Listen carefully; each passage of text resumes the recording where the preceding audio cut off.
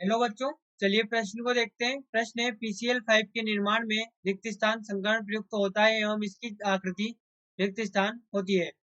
देखिए बच्चों, यहाँ पर बात करें प्रश्न की मुख्य अवधारणा की। मुख्य अवधारणा तो बच्चों हम बात कर रहे हैं पीसीएल 5 की। यहाँ पर द्रव या गैसीय अवस्था में द्रव या गैसीय अवस्था में संरचना की ठोस अवस्था में ये अलग रूप में पाया जाता है PCl4+ और PCl6- के रूप में। इसलिए हम यहाँ पर अभी जो बात कर रहे हैं वो हम बात कर रहे हैं द्रव या गैसीय अवस्था के लिए। तो देखिए सबसे पहले तो हम यहाँ पर ये समझें, बात कर रहे हैं मुख्य उदाहरण की। तो यहाँ पर हम संकरण को कैसे देखते हैं? संकरण को हम देखते हैं स्टेरिक नंबर से। और स्टेरिक नंबर को कैसे निकालते हैं? तो स्टेरिक नंबर की गणना हम करते हैं इलेक्ट्रॉन युग्म की संख्या, इलेक्ट्रॉन युग्म की संख्या प्लस सिग्मा बंध की संख्या प्लस सिग्मा बंध की संख्या।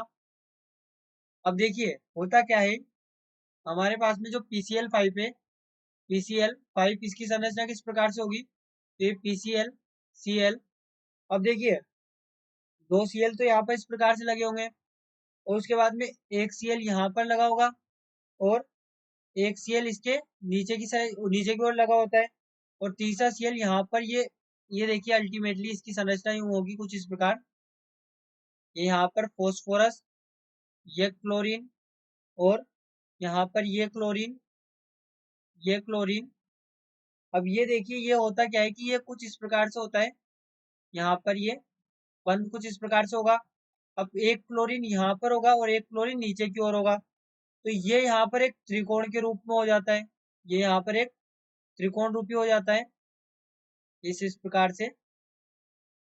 यहाँ पर ये इस प्रकार से त्रिकोण रूपी हो गया और यहाँ पर ये जो ऊपर संरचना है ये होती है द्विपिरामिड। ये यहाँ पर होती है द्विपिरामिड। तो हम इस संरचना को तो त्रिकोणीय द्विपिरामिड कहते हैं और अब हम इसको संकरण से भी समझेंगे। पहले यहाँ पर हम लिखें ये फॉस्फोरस और ये बॉन्ड। अब देखिए होगा क्या, हम पहले इसके एसएन नंबर की गणना करें तो एसएन नंबर कितना आएगा इसका? अब इलेक्ट्रॉन युग्म देखें तो इलेक्ट्रॉन युग्म तो इसमें 0 है। सिग्मा बंध देखें तो सिग्मा बंध 1 2 3 4 और ये 5 सिग्मा बंध है, यानी कि इसका एसएन नंबर कितना आ गया? जो स्टेरिक नंबर है वो कितना आ गया? 5 आ गया। अब स्टेरिक नंबर 5 का अर्थ क्या हुआ? एक एस कक्षक, पी के कितने? 3 कक्षक और अब एक और बचा हमारे पास में। 4 तो हो गए, एक और बचा तो एक हम डी कक्षक ले ले तो ये हमारे पास में sp3d संकरण हो गया। और sp3d संकरण में हम जानते हैं त्रिकोणीय द्विपिरामिडीय आकृति होती है। त्रिकोणीय द्विपिरामिडीय द्विपिरामिडीय आकृति होती है, जैसा कि हम यहाँ पर देख सकते हैं। ये यहाँ पर इस प्रकार से ये क्या द्विपिरामिड के रूप में हो जाती है। तो एक पिरामिड ऊपर एक नीचे, तो इस प्रकार से तो द्विपिरामिड कहा जाएगा। और त्रिकोण हमने बना ही दिया है यहाँ पर कि त्रिकोणी किस प्रकार से होगी, तो इसलिए इस संरचना को कहा जाता है त्रिकोणीय द्विपिरामिडीय। तो देखिए यहाँ पर रिक्त स्थान में जो हमारा पहला उत्तर होगा ये तो यहाँ पर होगा sp3d संकरण और दूसरा यहाँ पर होगा त्रिकोणीय द्विपिरामिडीय, त्रिकोणीय द्विपिरामिडीय।